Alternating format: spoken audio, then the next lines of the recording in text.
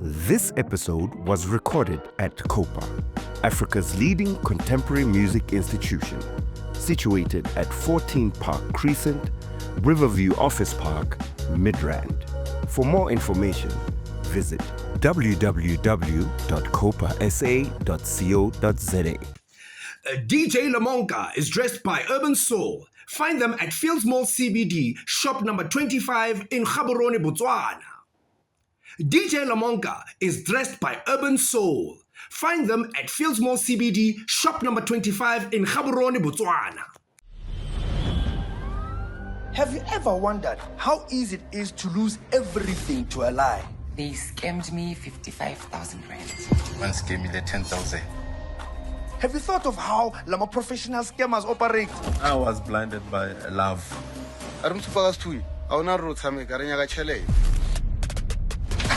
Fast and slick. Walala wasala wavuga wayisola. Bangifonela ifoni iqinile. Automatic voice message. Labantu baspanisa ama-tactic ashaya ne-logic.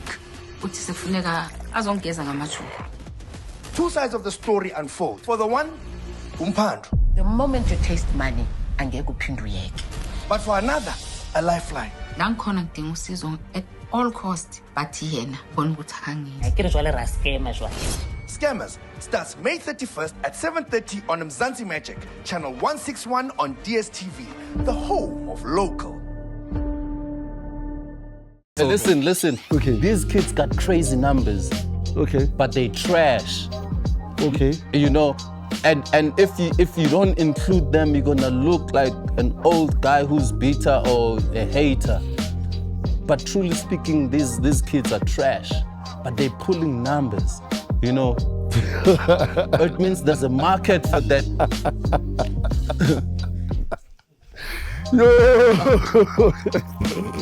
You know what I mean?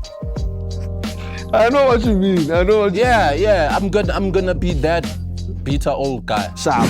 And then he went on the podcast, or no, not a podcast. He posted a video. Y'all gotta understand, there's a difference between an OG and a nigga that's old.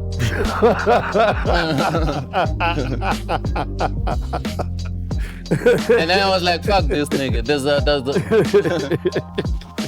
I used that for the diss track. The track is called OG versus a nigga that's old. So, Yeah, you can check it out on YouTube. It has a video. I was like, fuck this nigga. And then, yeah, it's like addressing each other, you know, like, you can't tell me shit.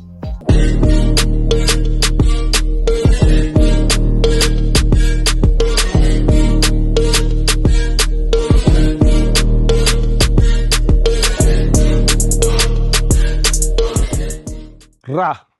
Yes, sir. What up, Maji? I'm all good. How are you? Easy. I'm gonna take it from the top. Are you a gatekeeper? No, I'm not a gatekeeper. I don't even believe gatekeepers exist. Mm-hmm. Yeah, to be a gatekeeper, you need to have your own platform that you control. You need to be an Elon Musk. You need to be a Mark Zuckerberg.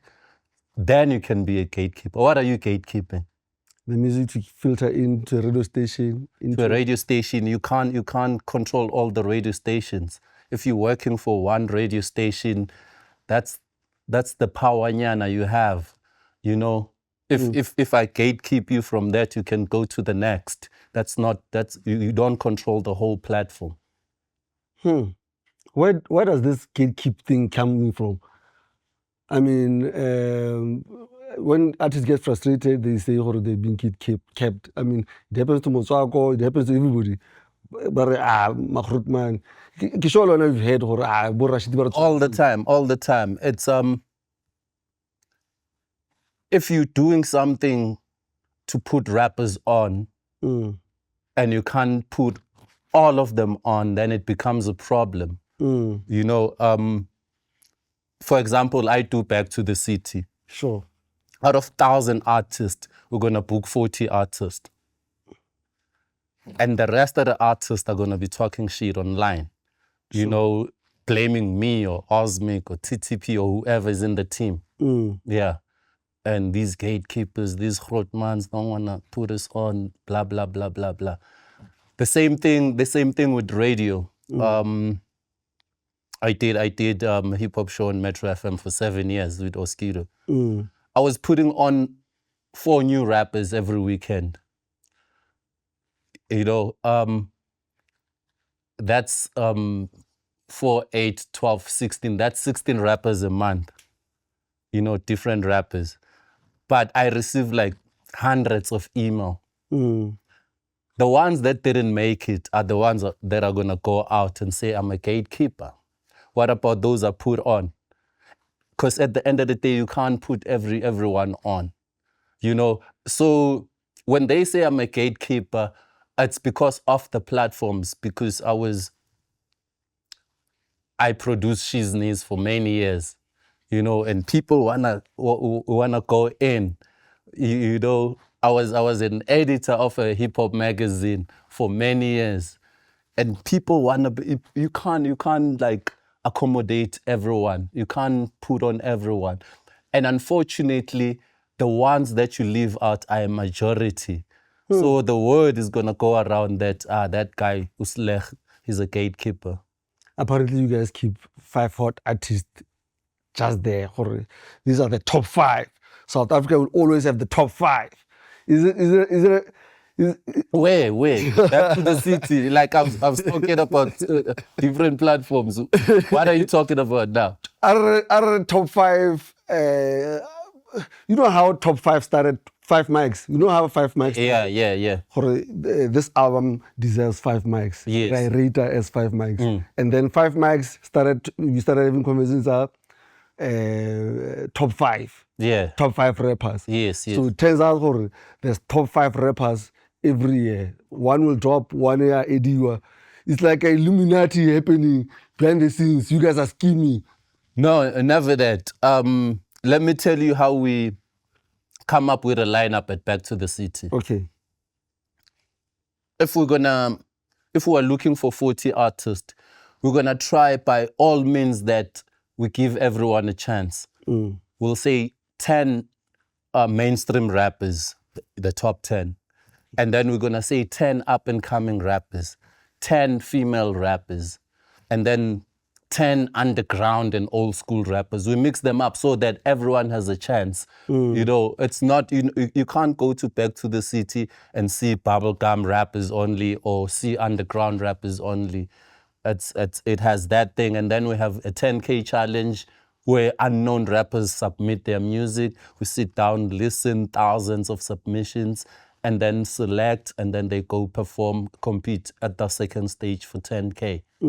Yeah, so there's no such thing as somebody is guaranteed a spot there.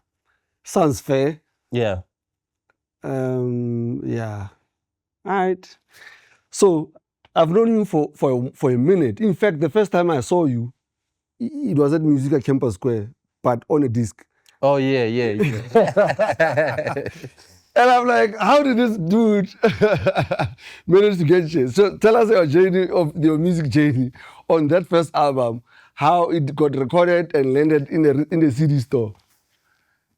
Damn, that's it taking me way back. So I'm from the East Rand, right? Ekurhuleni. So I grew up with Squatter Camp and them, you know. So we used to record at Slicker's house, Mama's house, you know, not his own house. Sure. Still in high school. Sure. You know. So we used to like record songs, and then Hoodlum is from my hood. I grew up with him.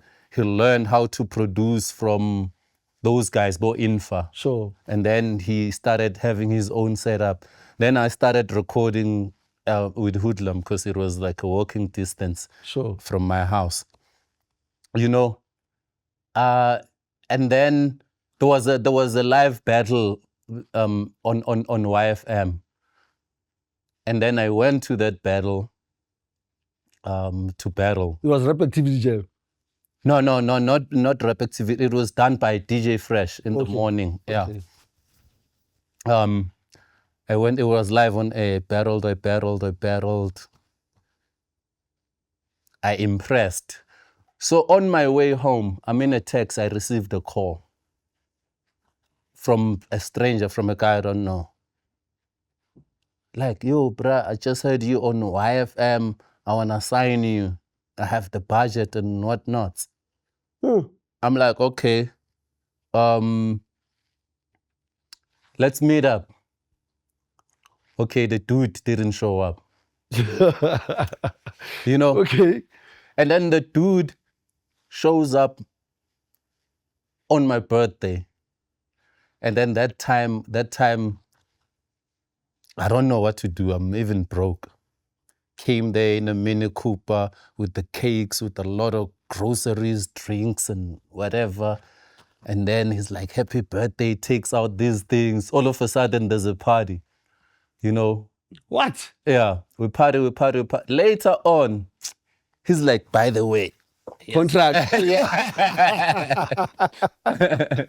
This is a crazy story. You know? What? Yeah, so I signed the contract. I don't even know what I was signing for. But he made things happen. That guy made things happen. He flew us to Cape Town just to shoot a video. He pressed the CD. It was on at Musica, reliable everywhere, you know. This is crazy. It's crazy. Like, nobody was doing that. Nobody was doing that at the time. Yeah. Nobody was doing that at the time. So, yeah, we shot a video in Cape Town. It was on Channel O. It was on SABC1. I'm like, okay, this is moving, you know. And I'm still a kid because, mind you, we were just doing this thing for fun. Sure. We never thought of business. Actually, the first time I thought someone can make money out of this, I was 16. I went to Gem Alley and came back with 3,000 Rand. Like, shit, that's a lot of money. That was my first 3,000 Rand ever. Sure. Like, there's actually money in this thing. You know? Sure. So I started taking it serious there. You know, that's how you came across that CD. Sure. You know, and when that guy approached me, the songs were already there. The songs were already there. I had songs with Bo Squatter Camp, Bo Hidden Force, Bo. I was like, go listen to this. If you like it, then drop it. Sure. And he did, you know, and been making moves since. I've been making moves since. That's what I want to talk about. Like, how do you pivot from doing that to everything else? Being an editor, being a producer, you produce TV, you Yes. Radio, magazines, Yeah. events. So I always look for opportunities. You know, I always look for opportunities. I was always at the right place at the right time. You know, and I know how to speak. Like, make sense. I remember I was even performing at Double HP's Umang album launch at Germiston Lake. Yeah. Remember? Yes. Yeah, where Wicked clubbed Vusilio. I was there. But that's a story for another day. You know what I mean? Sure. So it was actually YB8 Northwest, yes. YB8 Northwest? Yes. Okay, yeah. I just got them mixed up. So I used to look for opportunities. I remember this other time, there was a Metro FM gig in Pietermaritzburg. That's 2004. I went to, I think Leo, is it Leo? Yes, he was the station manager. Yes. I went to Leo. I was like, I want to perform at this Metro FM show. It's not going to cost you nothing. I'm going to get myself there, and it's not going to mess with your lineup. 15 minutes before you start, you put me on. By the time you start, I'm out. I was like, okay, that's cool. How do you even get to Leo Weda? Because, I mean... I can get to anyone. I could get to anyone, you know. That's why I got Gigi signed with Dream Team. I went to Refilwe and Cooley, and they don't know how I got there, but I did. We get to that. You know what I mean? So I went there at 2004. Cooley has this song, it's big, with Notende. I think it's Gazlami soundtrack. Yes. Yeah. So yeah. So I met Murafi there. Yes. You know, that's where me and Toady became friends. We've been friends ever since. Sure. Yeah. So we met out of town. Sharp. Yeah. You know. So how did I get to all these other platforms? DJ Ken Zero brought Master Ace, Party people. Party People. Sure. And then there was a press conference. And then Master Ace said something that changed my life forever. You know, sometimes you can talk in a room full of people, but only one person is gonna hear you. You know, Master Ace said that day, in a room full of rappers, all the Joburg rappers were there. Some are trying to battle him. But, yeah. But Master Ace said, if you're a rapper, it means you're a writer. You're an author. Don't restrict yourself within 4 minutes of 16 bars times 3. Don't limit yourself to 48 bars. If you can tell your story in 4 minutes, you can turn that into a movie. You can tell that same story in an hour. You can turn that story into a documentary. You can turn that story into a book. You can turn that story into a magazine article. That was an aha moment for me. I went back home that night. I went through my rhyme book. I was like, this is a good story. Turned it into a story, sent it to Hype Magazine. They publish it. I got paid. Send stuff to Daily Sun. They publish it. I got paid. I'm like, now we're talking. You know? Sure. Have these ideas, send them to TV. Got the role. Before you know it, I'm a TV producer. I'm a content producer. You know, because of that Master Ace talk. That's the talk that got me everywhere. Why do you think you get the bravery to approach? Because, I mean, you know, as artists, what are that thing, second guessing yourself, but when I can't, I feel anyway. Where do you get that? I don't know where I got it from, but I don't know who it was. He said, when you meet someone that you look up to, or someone who's where you want to be, don't go there and like ask for pictures and like you know each other. You don't know him. So what I did was, while I was busy with Back to the City, I approached Oskido. I was like, we're doing Back to the City. I'm looking for an interview. And on that interview, I'm going to bring rappers that are on the lineup and they're going to rap live on the show. He was like, okay, cool. Let's do it next week.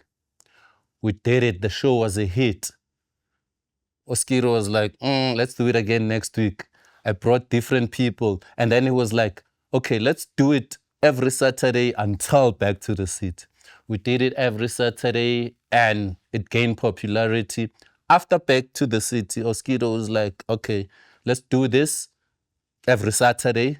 I'm going to pay you from my own pocket. Wow. So I was on Metro FM for the whole year being paid by Oskido. And then the other day we received an email from the powers that be upstairs, 8th floor. Like, can you guys come to the office on Tuesday at 10 a.m.? I already knew what was that about. What did you think that was about? It was about me being on radio without being hired by the SABC or Metro. So we had to go there and explain. So we went there. I was like, I'm gonna sacrifice myself and save Oskido. So when we got there, they were like, okay, who are you? We hear you every Saturday on air and we don't know anything about you and that's not allowed. I was like, my name is Rashid K. K is for Kumalo. My real name's Kumalo. I do Back to the City. I produce Shizness. I do Hype Magazine. These are the things I do. I have all the rappers on the street. So I asked Oskido to bring these rappers because he can't do that. He doesn't know who the rappers are, but I do. So I'm the one bringing rappers every Saturday to do their thing on the show. If we did it the wrong way, it's all my fault. You know, so they went on and on and on shouting. Plus it was a female, Sbongile. That one wouldn't mind to, that one wouldn't mind to fire DJ Fresh right now, you know. So, yeah. So, busy there, Sbongile, shouting and shouting and shouting.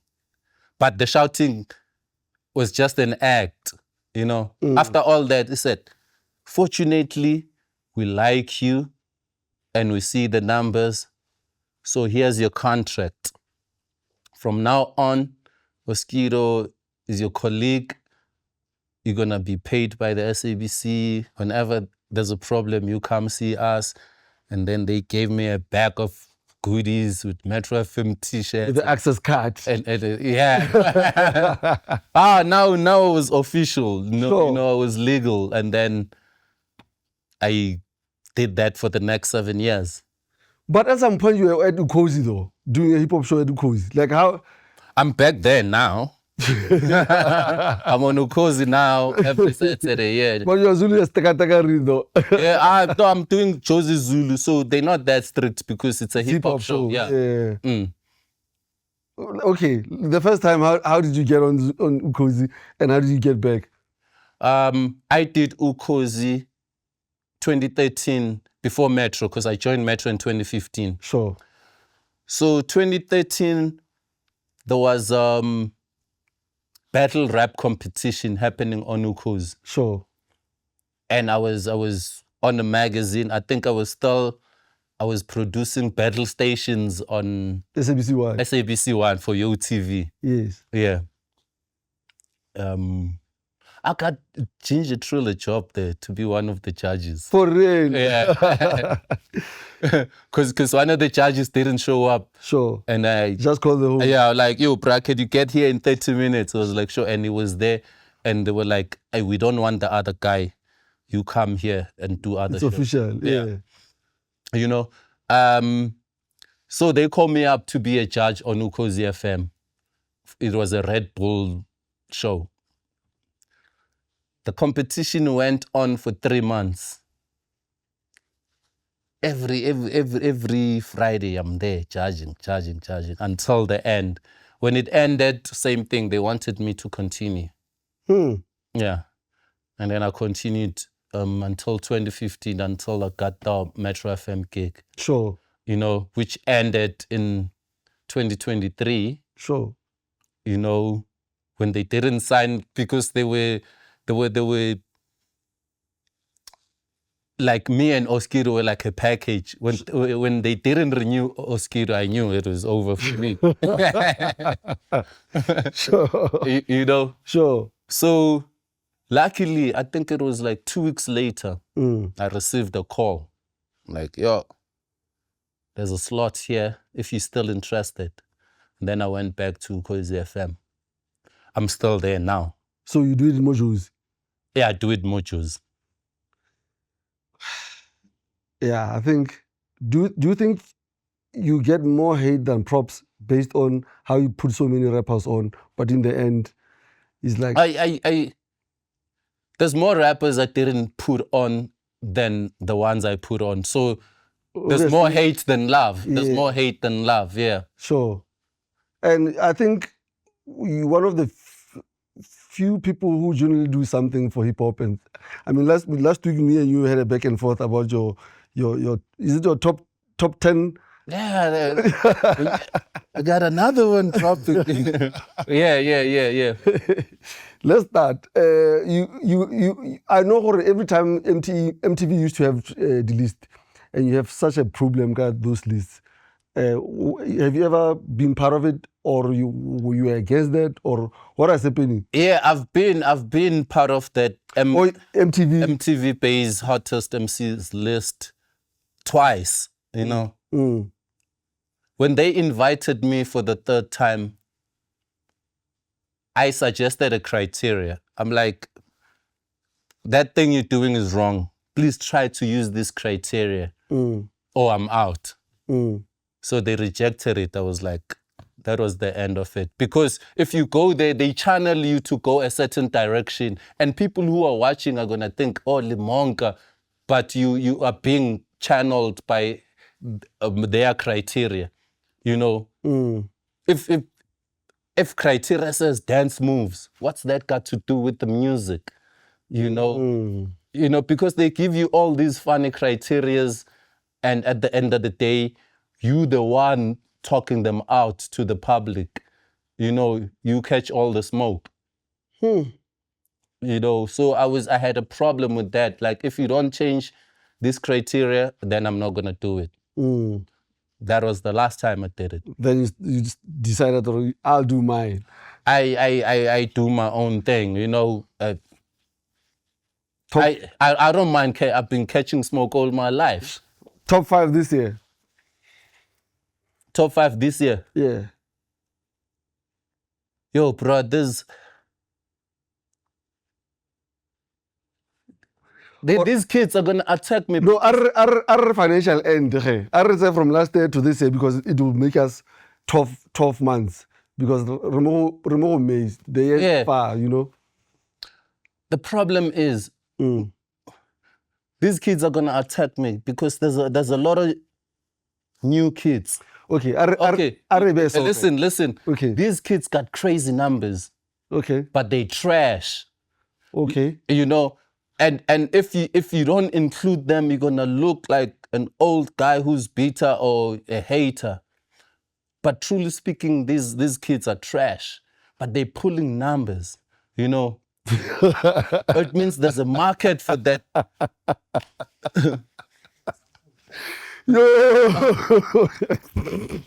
know what I mean? I know what you mean. Yeah. I'm gonna be that bitter old guy. Sharp. Yeah. What's your beef with Stogie?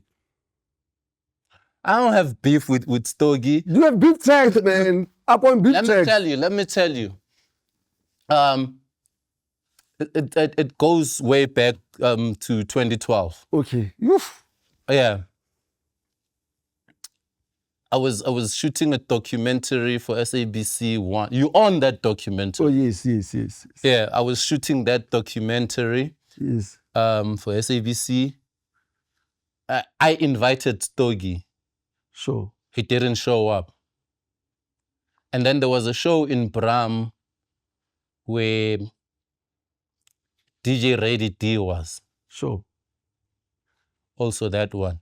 DJ Ready D, we had an appointment. We flew to Cape Town to interview him. When we got to Cape Town, he's like, no, I just landed in Joburg. I have a show here. Whoa. Yes. And we had to fly back to Joburg. He was playing in Bram. Okay, I interviewed him in Bram. Okay, all good. On the very same show, Stogie was there. I went to Stogie like, yo, bruh, can I interview you quick first? No, man, you can't tell my story. You're not qualified to tell my story. I have Twitter where I tell my story. I was like, okay, all right, cool. You know? And then there was... Now, what the kids are accusing you of, now you became bitter. I didn't become bitter. It because after that it went to there was a Hype magazine top 50. Sharp. Yeah. That you were involved in? No, I wasn't involved. Okay. And then I voiced out my dissatisfaction about that top 50, you know. But on Twitter, and then he came through. Okay. I'm like, you don't have a right to speak. I gave you a platform for an interview, and it became a big thing, like back and forth, you know. And since then, there's been like shades here and there, and then till recently on the podcast, you know, where he was talking smack about me, and I was like, hey, Fat Boy, listen, you know. And he was denying that his rap name used to be Fat Boy. You know, I wasn't body shaming. Stogie T, to me, Fat Boy, like, I knew him since way back, you know. Mm. And then he went on the podcast, or no, not a podcast, he posted a video. Mm-hmm. Y'all gotta understand there's a difference between an OG and a nigga that's old.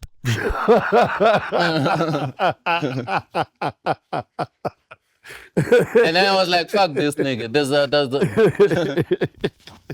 I used that for the diss track. The track is called OG versus a nigga that's old. So yeah, you can check it out on YouTube. It has a video.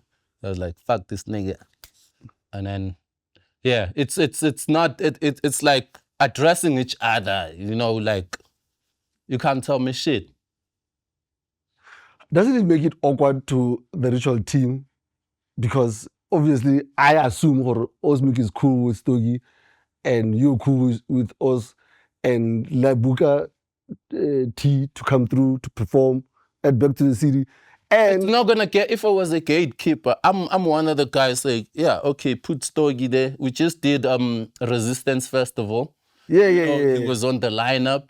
Right now we're busy working on Back to the City. It's never been like, you get there on merit, you know. What happens when you guys see each other? I mean, hip hop is a very small world, man. What happens when you guys see each other?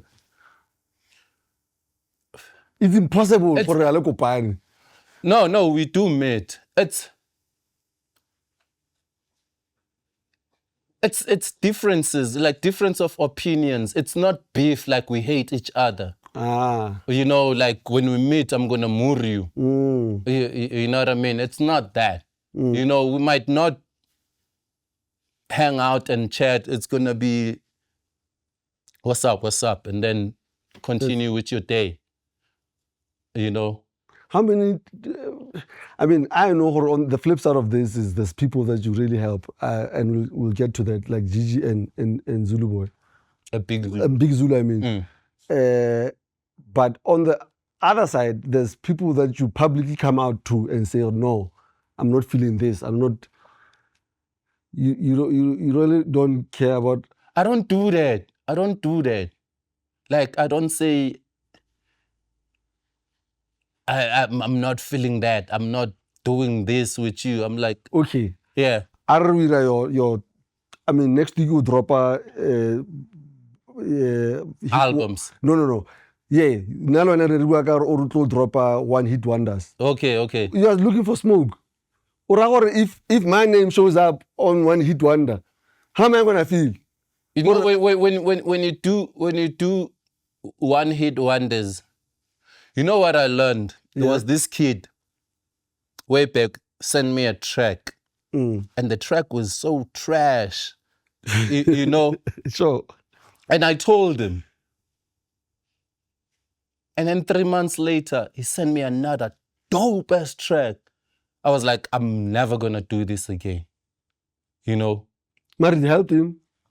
I don't know if it did, but I already counted him out. You know, I was like, people can improve. I'm not gonna do that ever again, telling people they're trash, they don't belong here, they're not supposed to do this.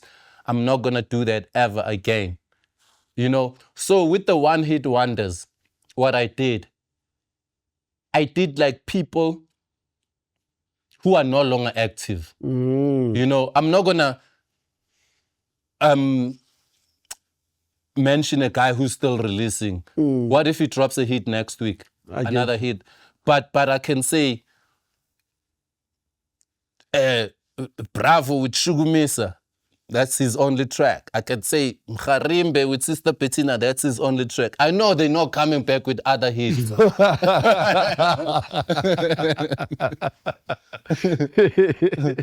Sure. You know what I mean? Sure. So that's my approach. And I'm not gonna knock Nobody's down success. everybody, anyone who's still active. Sharp. You know. All right, cool. Don't you think, Jorge, you are a player and a referee at the same time, because you yourself are competing in a sport where at the same time you are now choosing who to perform?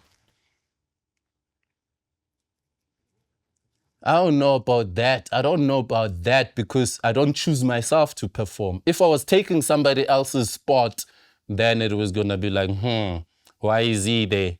We had those rules from way back. Like, you must understand that everyone at Ritual Media is an artist, either a rapper, a producer, or a DJ. We had those rules that when we were doing SA Hip Hop Awards, that none of us can enter.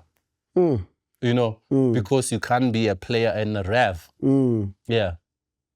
What happened to the hip hop hours? SA Hip Hop happened. These kids are trash. Who's gonna say has the song of the year? You're making it difficult for us. We're not dictating terms. We're just a reflection of what's happening with SA Hip Hop. How do you get it back to 2014? I don't know, man. Like, kids are all about numbers. They're not about the arts now. You know? And it's the same thing all over the world. If I were to ask you to give me your SA Hip Hop top 10 of all time, these kids are not gonna come up. It's gonna be Pro Kid, Double HP, Proverb. You know, these kids are not matching up to that. And it's happening worldwide. If you check the list, you see Jay-Z, Nas, Tupac, Rakim. You don't see the new kids. You know, you're telling me someone who died 30 years ago is still on the list. That's crazy. It's crazy when you put it like that. 30 years is a long time. Yes, Tupac died 30 years ago. He's still on these top 10 lists.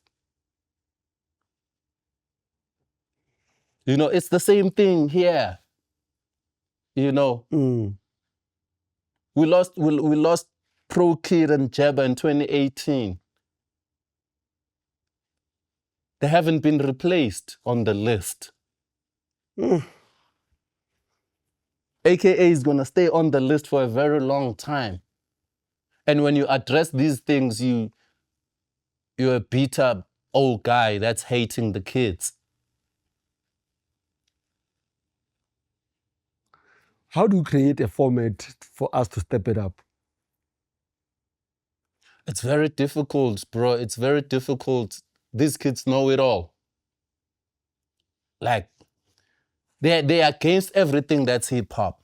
No, freestyle is not important. No, it's not about bars. Fuck the bars. The bars are not important. Like, anything that they can't do, to them, it's irrelevant. How do you talk to such people?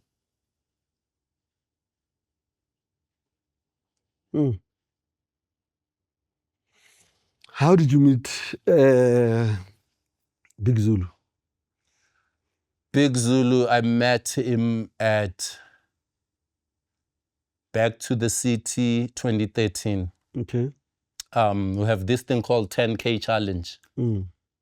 It started in 2013, and he was the first guy to win it. Sure. You know? And when I saw him perform, the stage presence, the aura, the crowd control, I was like, this guy has a future. and I'm gonna work with him. He was a taxi driver. For real. Yeah. So He this was Makeza for real. It's not an act.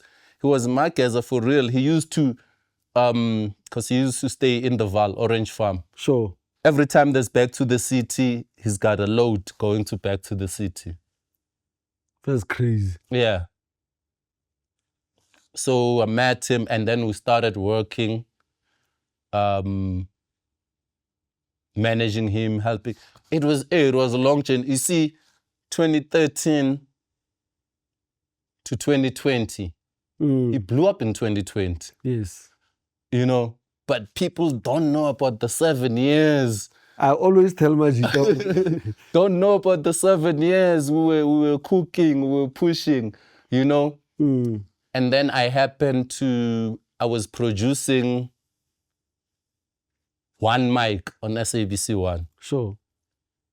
And, you know, sneaking him in, he was one of the judges. It was him and Pro Kid and A1 Wolf, Sure. you know. Yeah.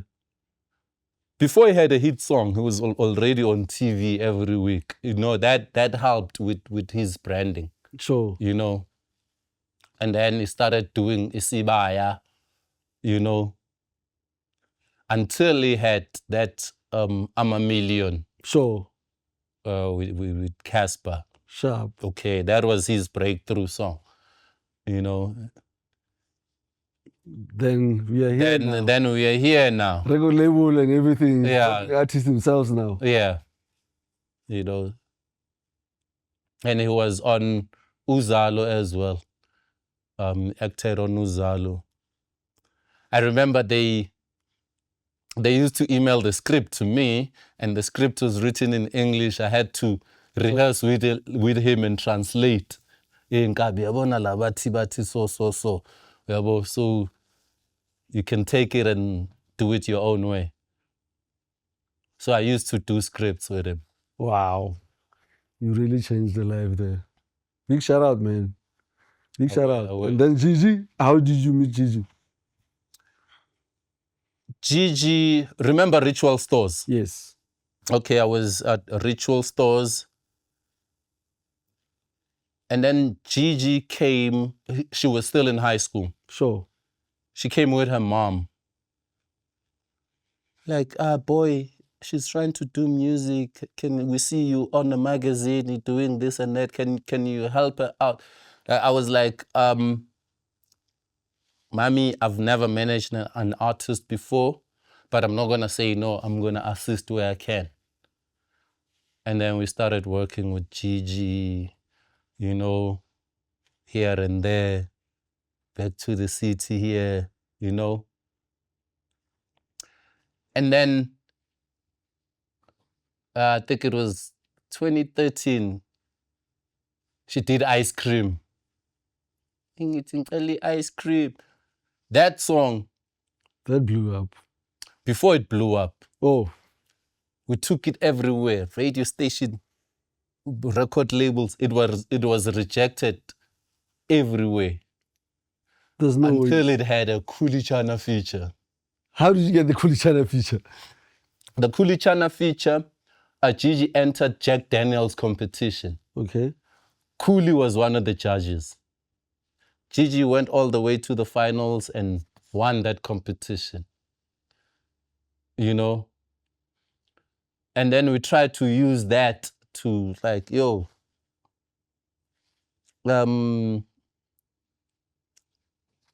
need a cosign or a feature, or it didn't happen then until me and Gigi went to run back and gate crashed the office. Whose office? Refilus, Ramukhas, Dream Team was still there by next to Urban Brew side, that side. Sure. Yeah, they had offices there. I knew where all the offices were. I went to Banza, I went to Khosi, I went to all these people. You know what I mean? So Refili liked the idea, liked the song, and And then he agreed to put a Kulichana verse. They signed Gigi under Dream Team, put Kulichana on, shot a video. The song blew up. I'm like, I've been trying to push this same song for the past 2 years. I'm sure at that point you're like, there is the gatekeepers. Oh yeah. You know what I mean? So yeah. So with Gigi, I've been like since day one. Signed with Dream Team, worked with them, came back to me. It's like I want out. Pro Kid wanted her, MFE, signed with Pro Kid, and I'm there. And then after some time, wanted out. And then signed with Mabala Noise. It didn't do much. Came back to me. Rashid, I want out. Then out. And then we went to Khosi, Ambitious, signed with Ambitious. She did sign? Yeah, she even dropped a project there at Ambitious. She was at but- Ambitious, yeah. That's crazy. Yeah. That was after Fifi left because they didn't get along. Okay. Yeah. When Fifi left Ambitious, Gigi signed. You know? So yeah, I was always there for Gigi and with Gigi, even when they were recording Baddest, the female remix by AKA. I was there in the studio with them, Rouge, Fifi, Gigi. Like, she was like, nah, can't be alone with these girls, please come through, you know? So you're the big brother for real? Yes. Big brother for real. Even now, she comes to me crying. boyfriend this, boyfriend that. I'm like, Rashid K. yeah. Let's go to the most controversial one. You were once Muslim. I still am. Why you saying what? Oh, you still are? Yes. Oh, I thought you... Why would I do that? Okay. No, I thought you... No, I'm fruit of Islam. I'm Muslim. From birth or from you? From birth. Even my kids, I got Rakim and Malik. My kids are born Muslim. Your parents? My granny is Khalid, so that's where Islam came from. Yeah. This is crazy. I feel like it's the most Thomas. Now that we are here. Yes. How do you live in this haram space? Because music is not supposed to be... Music is haram, no? It depends on the content. Hip-hop definitely haram. Yes. I'm saying not music in general. Okay. You know, because even Muslim sings. Bismillahir Rahmanir Rahim. It depends on what you're saying or what you're singing about. But if you're going to be singing about bitches and hoes, that's haram.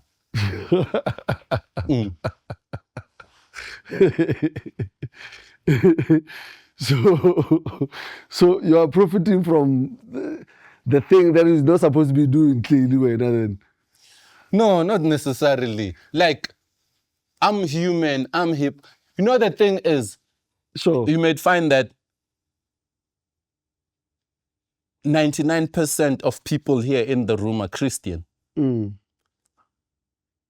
But nobody frowns upon them when they're smoking and drinking. True. You know, but once you label yourself as a Muslim, they watch your moves.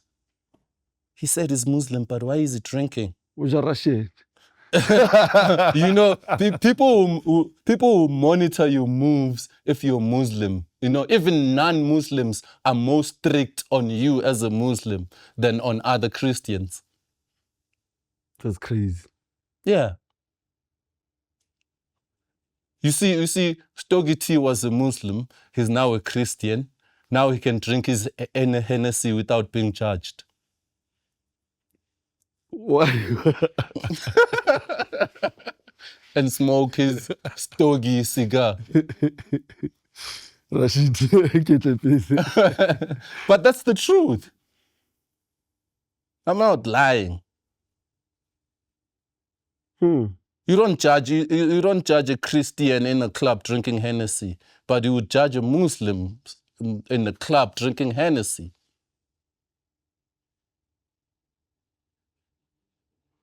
So how do you operate in the religion versus what you do on a daily? How do you monitor yourself, or how strict you are yourself? No, I don't do things I don't have to. You know what I mean? I don't do things I don't have to. And if I'm in a situation that I'm here now shooting and it's time for prayer, I'm not going to stop and say, let me go pray. If I can't do it at that moment, I won't do it. You know, so that's how I operate. Unless it's Ramadan, where I have to be strict, you know, intentionally, where I say like, no music for the whole month, no sex for the whole month, no eating during the day for the whole month. That's intentional, and that is planned. And I don't let anything disturb me from that. Yeah. Where do you see the future of hip-hop from this point? If there's any future. I mean, hip-hop was out, Hype Mag, the paper out, the magazine is still there. The hip-hop show on Why, is it still there? There's a new one by DJ Slick and Roy. Okay. Yeah. Okay. But most radio stations don't have. Metro FM, Rhyme and Reason out. What's going on? I don't know. I think there's gatekeepers. I think there's a general understanding and misconception about hip hop. You know, you go to Sony and Universal, they tell you we're not signing hip hop, we're only signing piano, Afrotech, whatever. You know, it's intentional. It doesn't matter how good you are.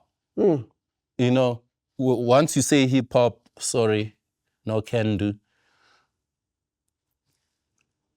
Radio stations, they're gonna tell you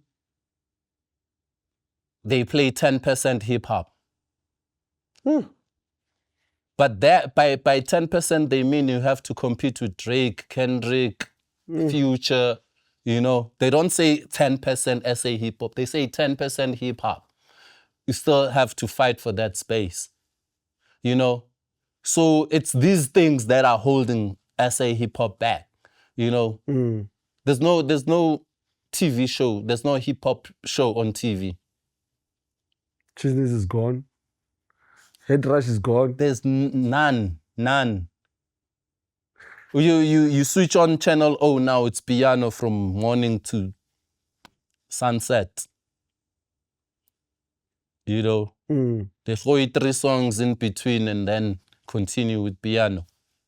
You know, it's something that is planned. You know, how do you grow from that if you being denied platforms and opportunities? If we were to stop back to the city now, it's over for SA hip hop. What else is there? The Cotton Festival, hey, now I'm thinking, okay, who else is there? It's gone. I know. You know what I mean? It's not, but you still get these ungrateful bastards like, fuck Back to the City, fuck Rashid, fuck you and you're Back to the City. Like, we can cut the plug now. What do you have? That's crazy. Do you think Claudio was cooking 95% local? Now that you mentioned 10% hip hop. He was. It's the implementation. You know, He shocked the people, he shocked the market. I once suggested that to implement 90%,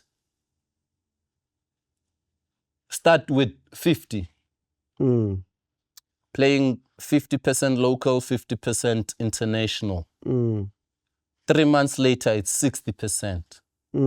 3 months later, it's 7. Prepare the people. Don't just do a 90-degree tan and the way it happened, they just went to bubble gum. yes, Like because they had nothing on the playlist. That's why it was supposed to be done gradually. People were not even gonna notice if it was done like that. Give it a year of transition. You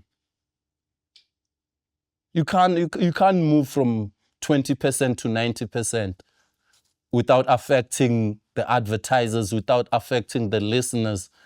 No, it was done wrong. It was a great idea, but it was implemented wrong.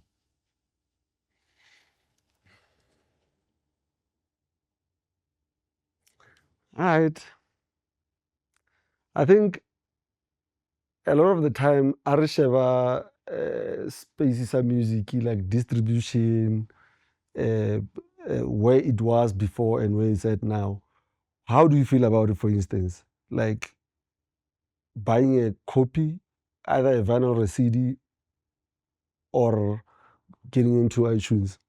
Which one is more profitable? The hard copies were profitable. The hard copies were profitable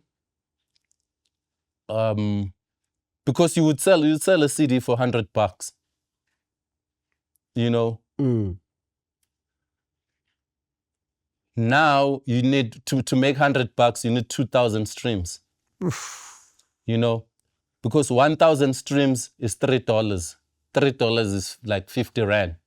So you need 2,000 streams to sell one CD.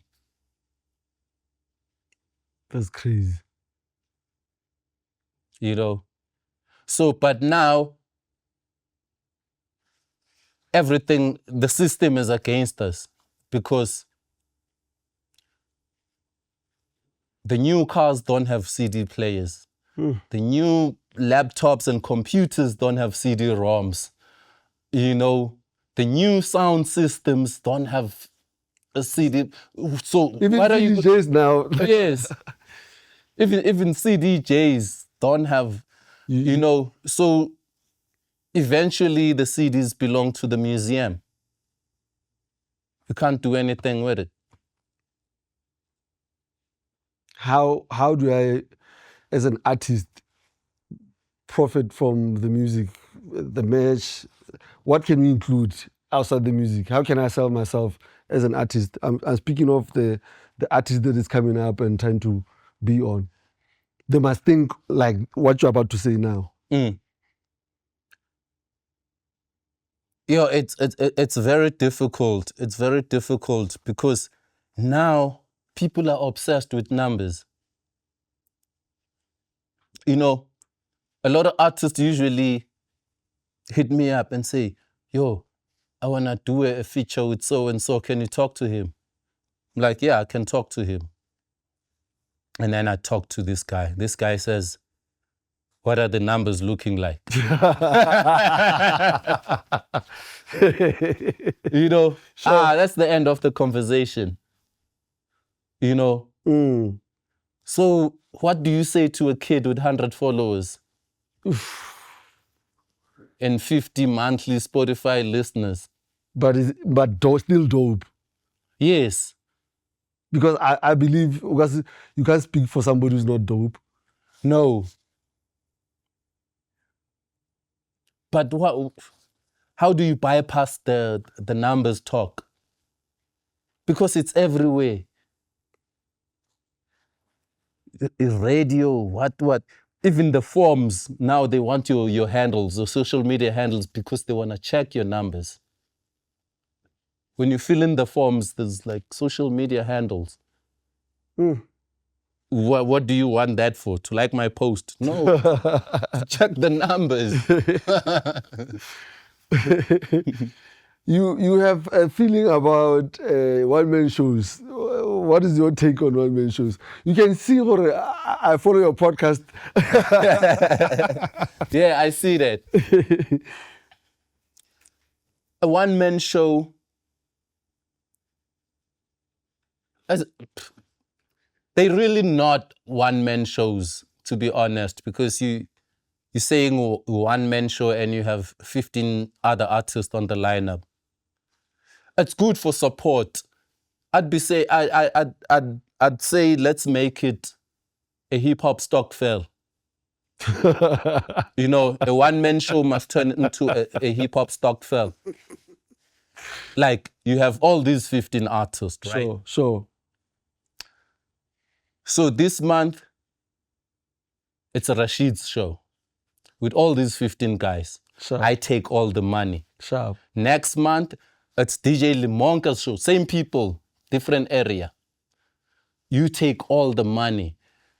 I think like that can work. That's a super idea, actually. Yeah. I mean, I remember that used to happen in Motswako, actually, where either on your birthday or on something, like I do something and it would come and support. Yes.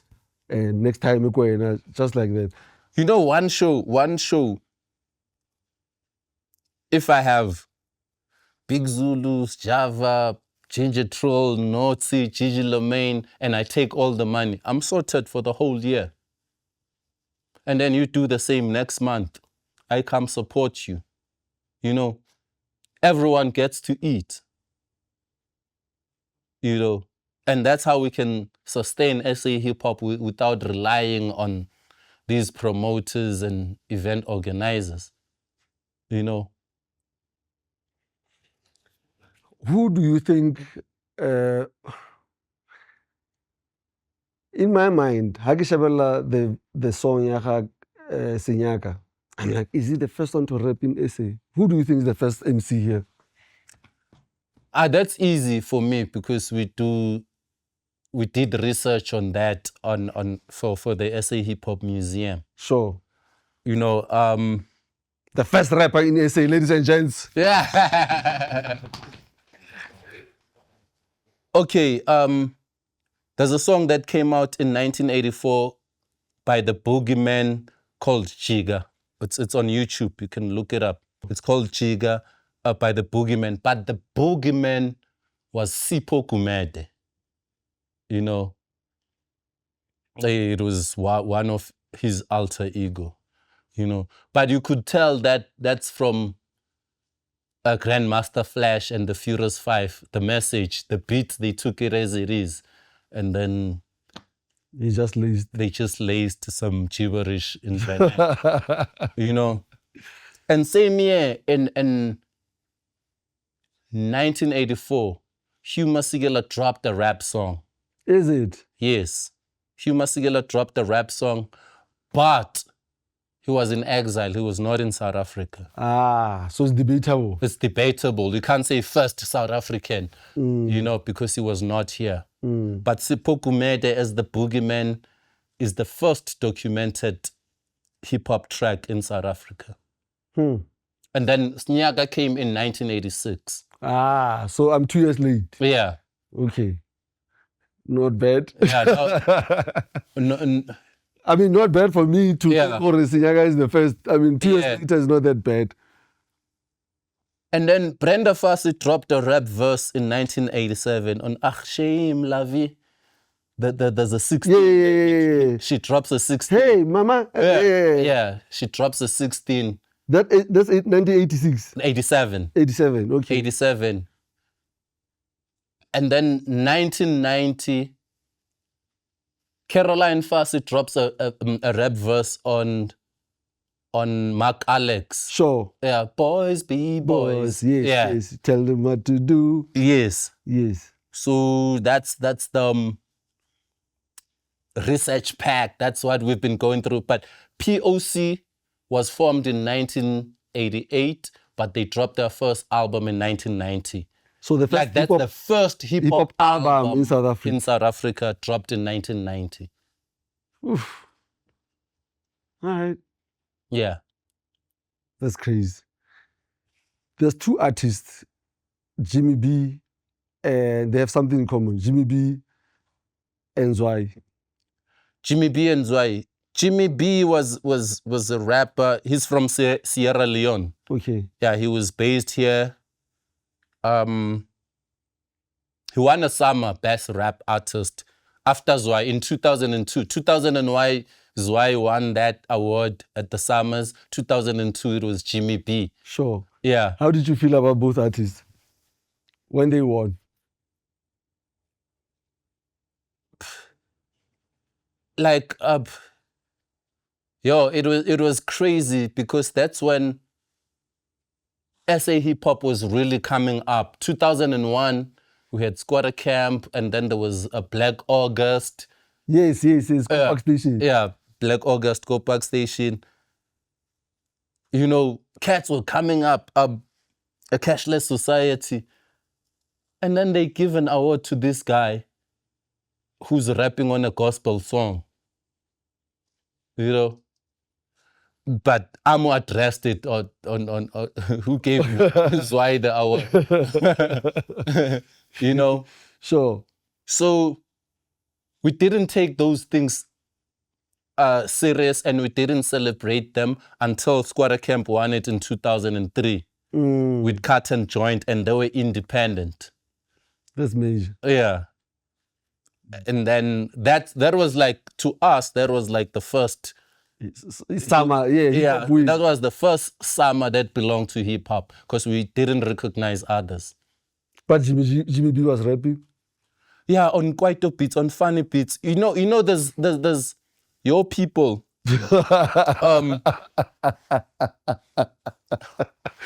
Yes. Your people like Crowded Crew, Bafitlile, they were rapping, yes, but they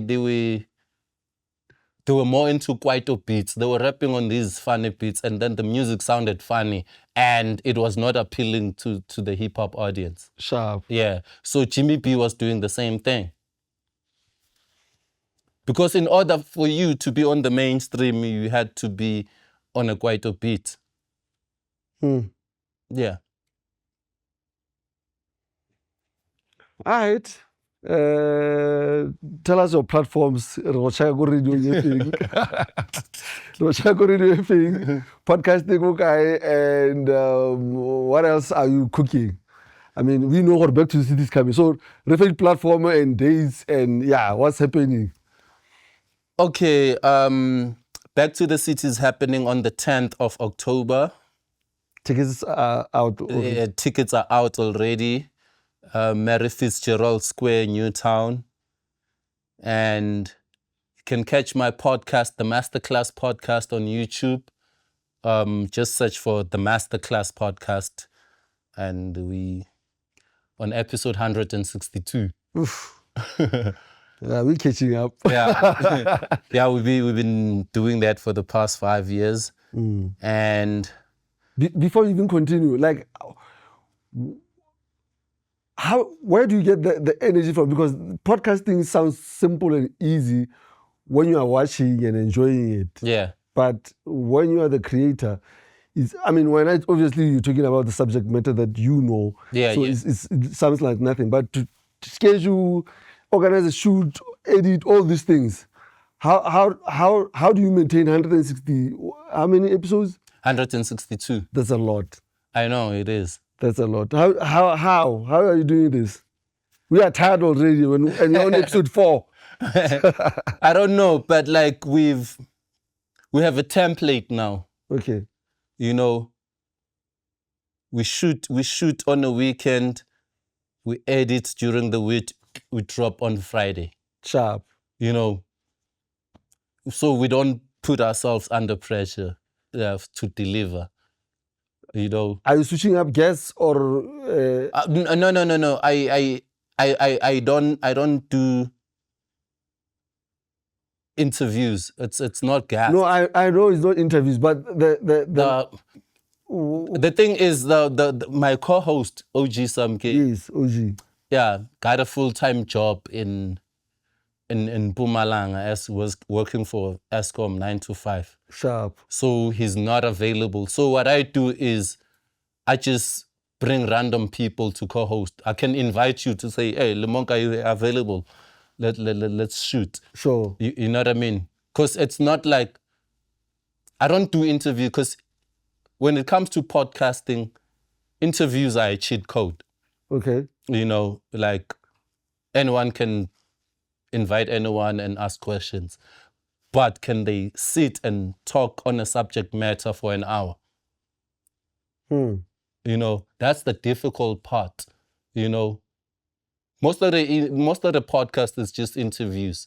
You know, you let your guest carry the show. Like we are letting you carry the show right now. you know, and most of the time it's about,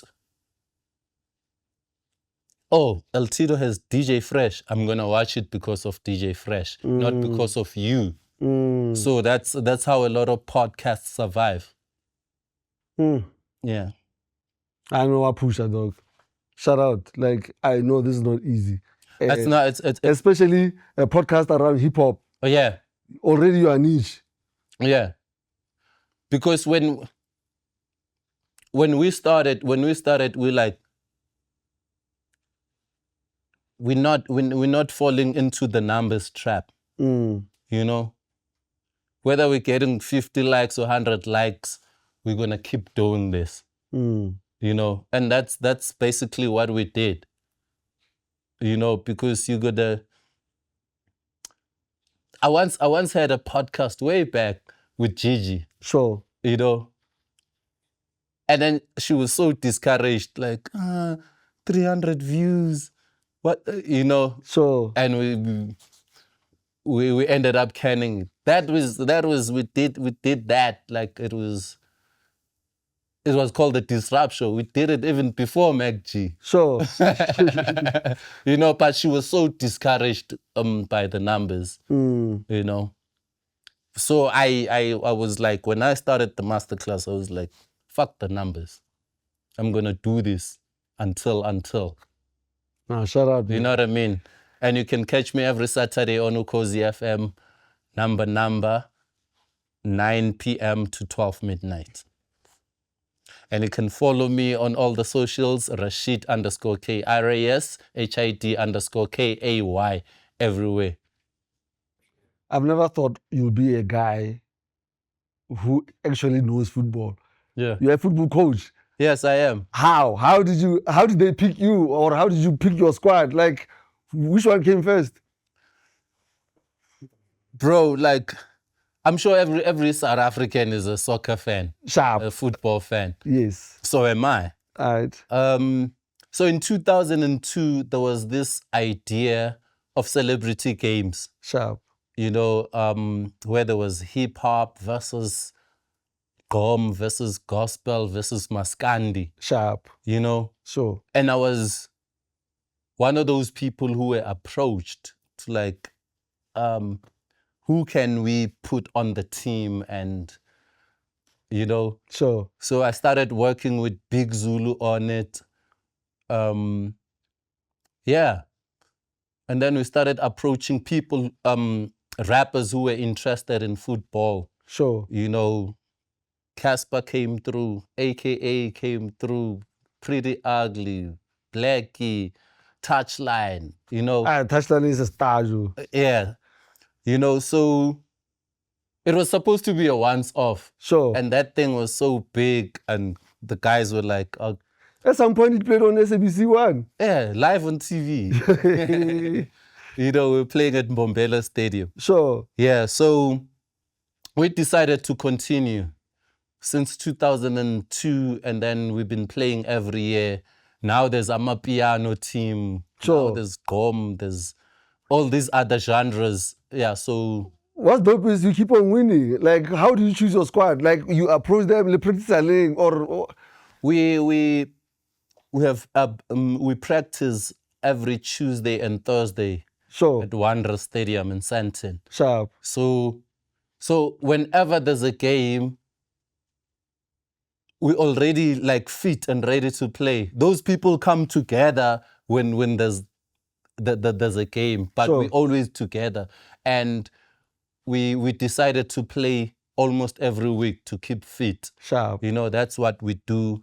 And yeah, it's pretty dope, man. That's when I can shout and Casper, hey, Casper, Futag, man. You know, that's when you can shout at Big Zulu, you know. You're shouting at these people without them getting mad. Sure. How obviously hip hop is a competitive sport, right? Yeah. Now they're in the same team, and if they see touchline how to quest now they're on the same team. Yeah. What happens now? Sportsmanship. You live that shit. AKA and Casper, for AKA, example. yeah, AKA. They're in the same team, right? Yes. That's crazy. And then Casper scores, and then AKA runs to Casper. and high five. Yeah, we have those videos, we have those clips. Sure. You know, in the dressing room, they sitting next to each other. Sure. You know, because we're here for football. You know, but it's good. It's good for networking. You know. Sure. The recent song Big Zulu featuring Casper, because we're always together. Sure. You know, so it's easy to say, yo, I have this song. Oh, listen to this. Can you jump on this? Sure. You know. Nah, man, I need to check out the next game. Like, Yeah. I'm definitely coming through. So I have Java on the technical team. I have DJ Zandy on the technical team. They assist in the coaching department. They're not players, but They assist. yeah, they in the technical team. Wow. Nah, it's in check. Away. Sure. A Rashid top 5 based on what they have done. For instance, you just mentioned Hore Squatter Camp won the first silo. That's a big win for hip hop. Yeah. They can belong in your top 5. Let's put something that open up the game. Hore Berliso, Hore Casper filled up. I don't know. Whatever the criteria, the criteria feeling MTV. Okay, I'm just gonna name like top 5 game changers. Not that they the best, but what they did for SA hip hop. You already mentioned Squatter Camp winning the summer, first independent act to win a summer. And then after that, they got signed by Sipostole at Gallo. 2003, every label started signing rappers because of that one move. You know, you had your Pro Kid, your Squatter Camp, your H2O, everyone, every label had a hip-hop act because of that one Squatter Camp move. So I put them there as well. And then Jabba 2008 was the first rap act to win Best Male at the Summers. Not Best Hip Hop, Best Male across all genres. You know, that gave a stamp of approval to say, no, hip hop is a big player, is among the big dogs, you know. And for the fact that he made Tswana fashionable, you know what I mean? Sure. So I put Jabba there. And then I'm going to put Casper. Casper, the business moves were crazy, you know. Even he got us to say, you can get 10 million from there? These people have been giving us 300,000 all along. You know what I mean? The fill up series, fill up the dome, Orlando Stadium, F&B, Moses Mabhida. You know, like, nobody's doing that today. In SA hip hop, nobody's doing that. You know?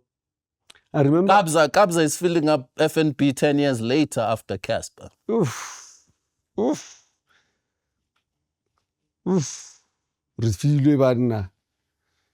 know, I remember when the dome, everybody was like, hey, Jabba, everybody was like, why don't we fill up the dome? Like, it was an idea that's scary. And he did it and went beyond.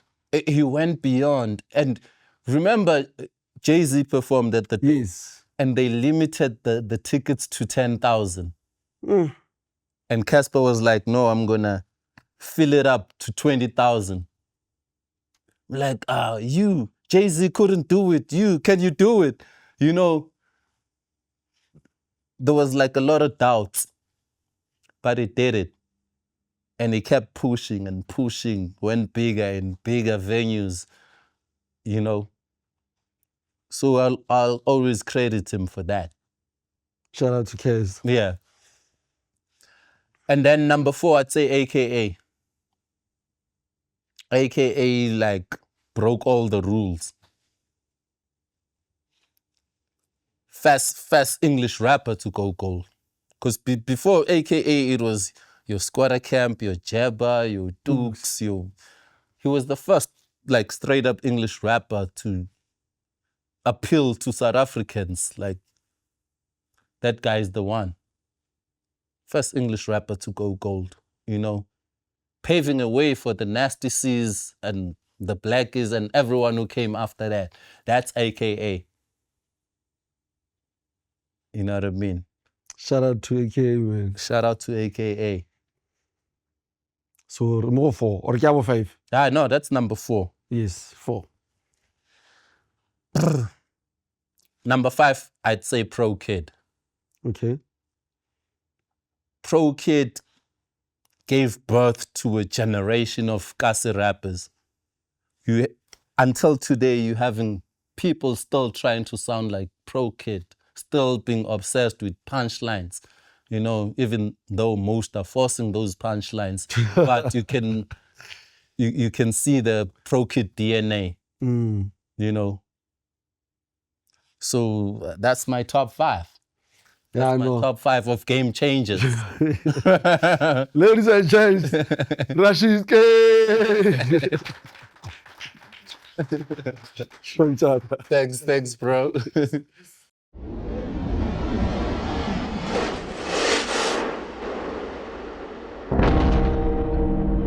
Okay, that's enough.